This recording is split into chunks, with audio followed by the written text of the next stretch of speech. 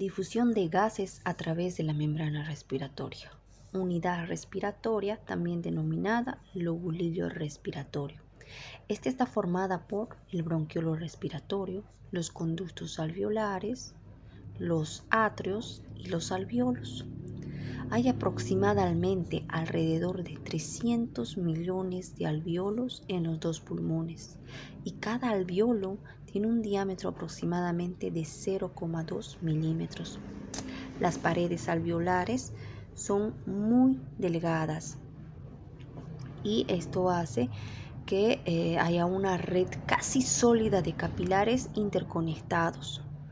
De hecho, debido al extenso plexo capilar que existe, se ha descrito que el flujo de sangre en la pared alveolar es una lámina de sangre que fluye. El intercambio gaseoso entre el aire alveolar y la sangre pulmonar se produce a través de las membranas de todas las porciones terminales de los pulmones, no solo en los alveolos. Todas estas membranas se conocen de manera colectiva como membrana respiratoria, denominada también membrana pulmonar.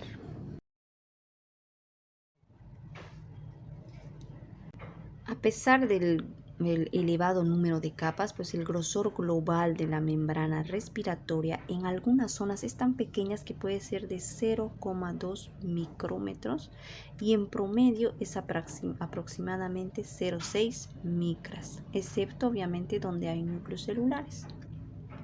A partir de estudios histológicos se han estimado que el área superficial total de la membrana respiratoria es aproximadamente 70 metros cuadrados en el varón humano adulto normal.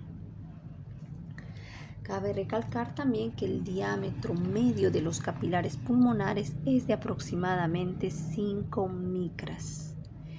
Eso quiere también se reduce que la cantidad total de sangre en los capilares de los pulmones en cualquier instante dado es de aproximadamente 60 a 140 ml.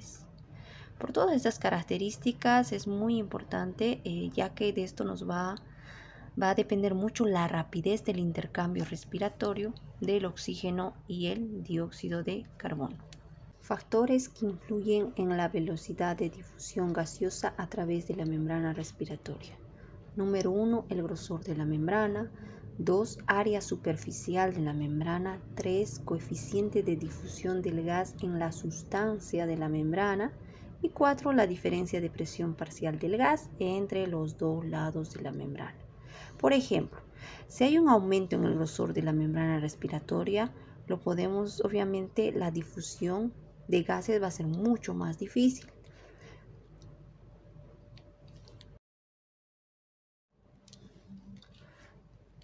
Factores que influyen en la velocidad de difusión gaseosa a través de la membrana respiratoria. Número 1, grosor de la membrana. 2, área superficial de la membrana. 3, coeficiente de difusión del gas en la sustancia de la membrana. 4, la diferencia de presión parcial del gas entre los dos lados de la membrana. De manera ocasional se produce un aumento de grosor de la membrana respiratoria, por ejemplo, como una consecuencia de la presencia de líquido de edema en el espacio intersticial de la membrana y en los alveolos. O también otro ejemplo tenemos en pacientes que tienen enfermedades pulmonares, ¿no? Donde producen una fibrosis de los pulmones. Por lo tanto, como la velocidad de difusión a través de la membrana es inversamente proporcional al grosor de la membrana, cualquier factor que aumente el grosor a más de 2 o 3 veces el valor normal puede interferir de manera significativa con el intercambio respiratorio normal de gases. El área superficial de la membrana respiratoria se puede reducir mucho en muchas situaciones, como por ejemplo en pacientes que sufren de enfisema, en lo cual confluyen muchos de los alveolos con desaparición de muchas paredes alveolares. O también incluso podemos ver en pacientes que hayan tenido una resección de todo un pulmón, ¿no?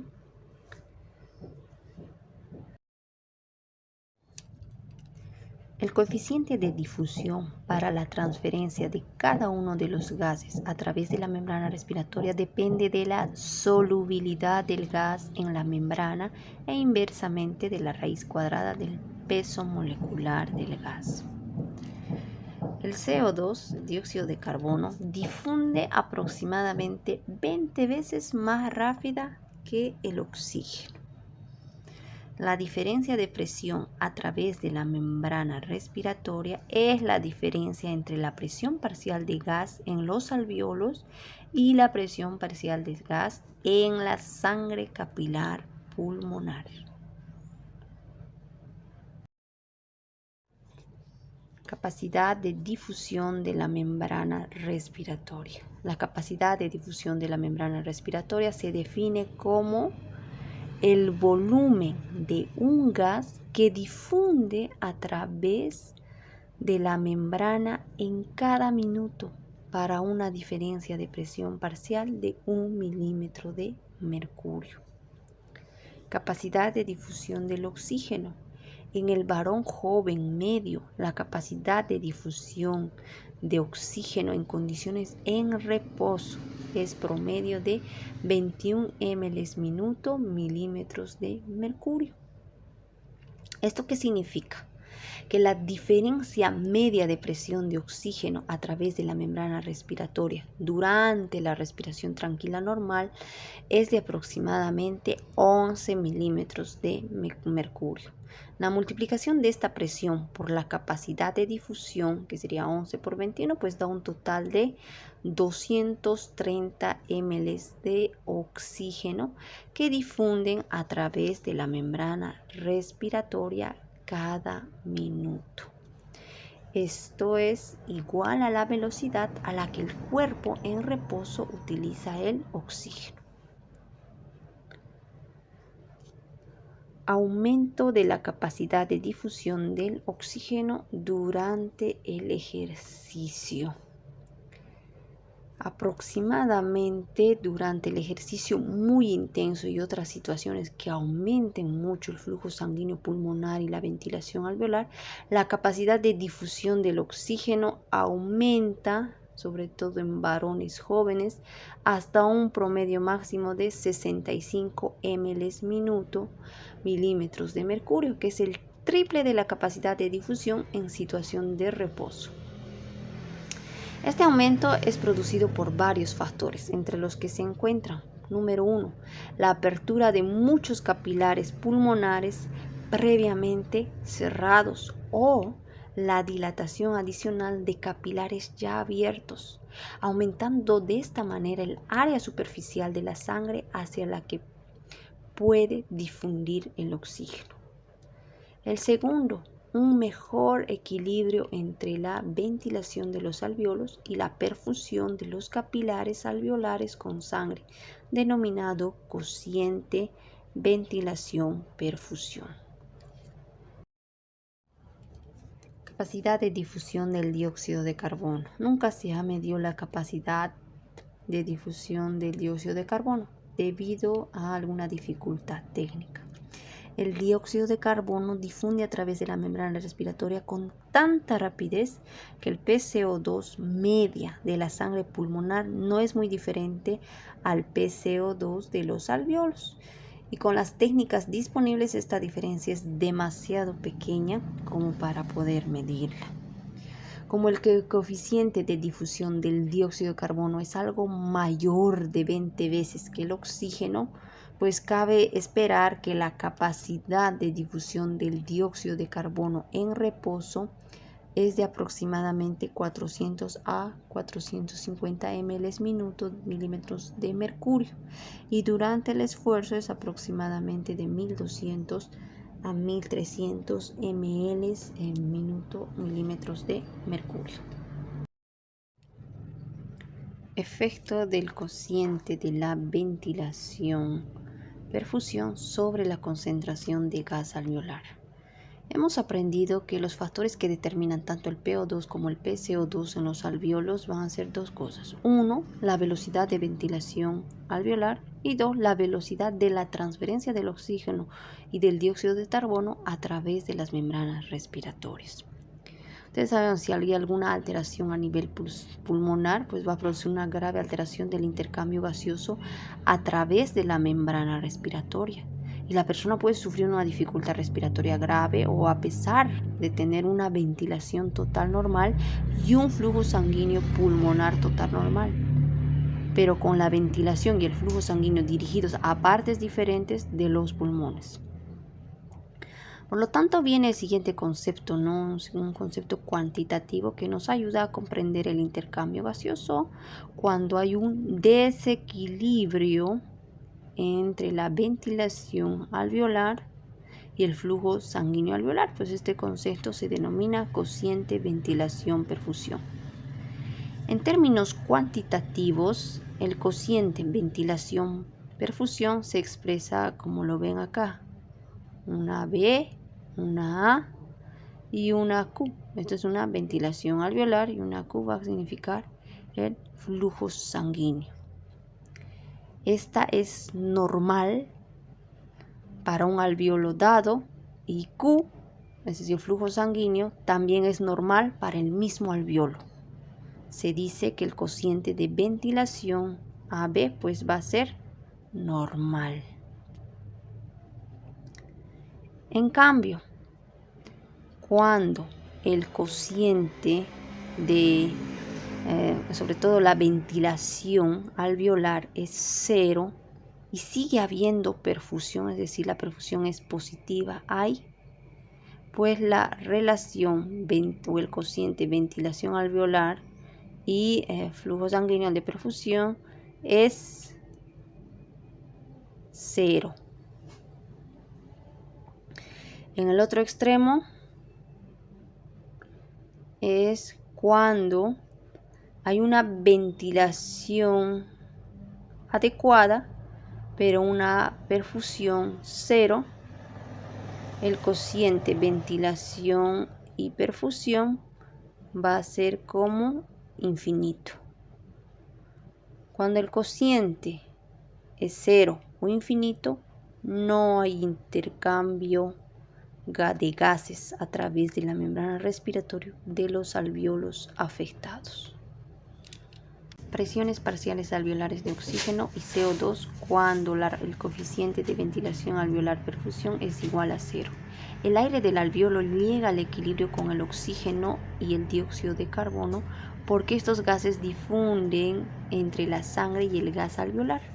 Como la sangre que perfunde los capilares es sangre venosa que vuelve hacia los pulmones desde la circulación sistémica, los gases alveolares se equilibran en los gases de esta sangre. La sangre venosa normal tiene un PO2 de 40 milímetros de mercurio y un PCO2 de 45 milímetros de mercurio. Presiones parciales alveolares del oxígeno y del CO2 cuando el coeficiente ventilación-perfusión es igual a infinito.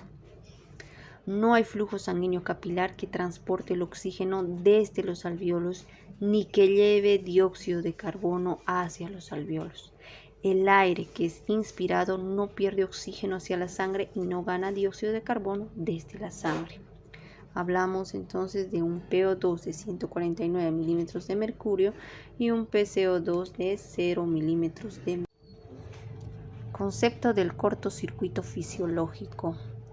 Cuando el coeficiente ventilación-perfusión es menor de lo normal.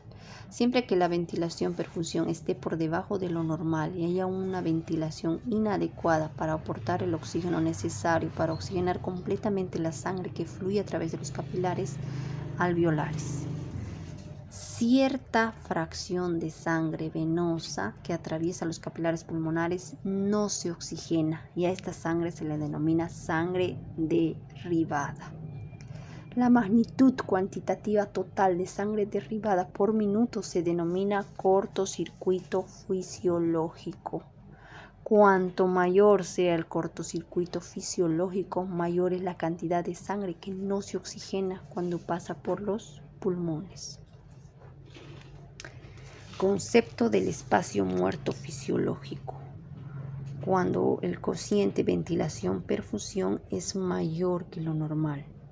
Cuando la ventilación de algunos alvéolos es grande, pero el flujo alveolar es tan bajo, se dispone de mucho más oxígeno en los alvéolos de lo que se puede extraer de los alvéolos por la sangre que fluye.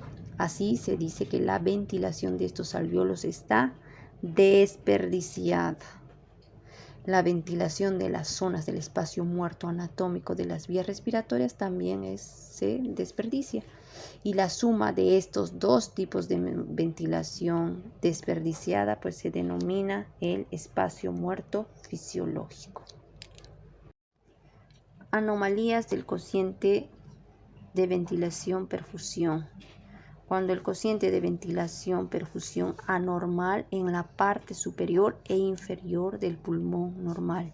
En una persona normal en posición erguida, tanto el flujo sanguíneo capilar pulmonar como la ventilación alveolar son mucho menores en la parte superior del pulmón que en la parte inferior. Sin embargo, hay una disminución mucho mayor del flujo sanguíneo que de la ventilación. Por lo tanto, en la parte superior del pulmón, el cociente de ventilación-perfusión es hasta 2.5 veces mayor que del valor ideal, lo que da lugar a un grado moderado de un espacio muerto fisiológico en esta zona del pulmón. Y en el otro extremo pues tenemos que en la parte inferior del pulmón también una ligera disminución de la ventilación en relación con el flujo sanguíneo, de modo que el cociente de ventilación-perfusión es tan bajo como 0,6 veces del valor ideal. En esta zona pues hay una pequeña fracción de sangre que no se oxigena normalmente y esto representa un cortocircuito fisiológico. El coeficiente de relación entre ventilación-perfusión anormal en la enfermedad pulmonar obstructiva crónica. La mayor parte de las personas que fuman durante muchos años presentan grados variables de obstrucción bronquial. En una gran proporción de estas personas, esta enfermedad finalmente se hace tan grave que presentan un atrapamiento grave del aire alveolar y por consiguiente pues hacen un enfisema. El enfisema a su vez hace que se destruyan muchas paredes alveolares. Así en los fumadores se producen dos alteraciones que hacen que el coeficiente ventilación-perfusión sea normal. Primero, como muchos bronquios pequeños están obstruidos, los alvéolos distales a las obstrucciones no están ventilados, dando lugar a un coeficiente de ventilación-perfusión próximo a 0. Segundo, en las zonas del pulmón en las que las paredes alveolares han sido principalmente destruidas, pero sigue habiendo ventilación alveolar, la mayor parte de la ventilación se desperdicia debido al flujo sanguíneo inadecuado para transportar los gases sanguíneos. Así, en la enfermedad pulmonar obstructiva crónica, algunas zonas pueden mostrar un cortocircuito fisiológico importante y otras zonas muestran un espacio muerto fisiológico importante.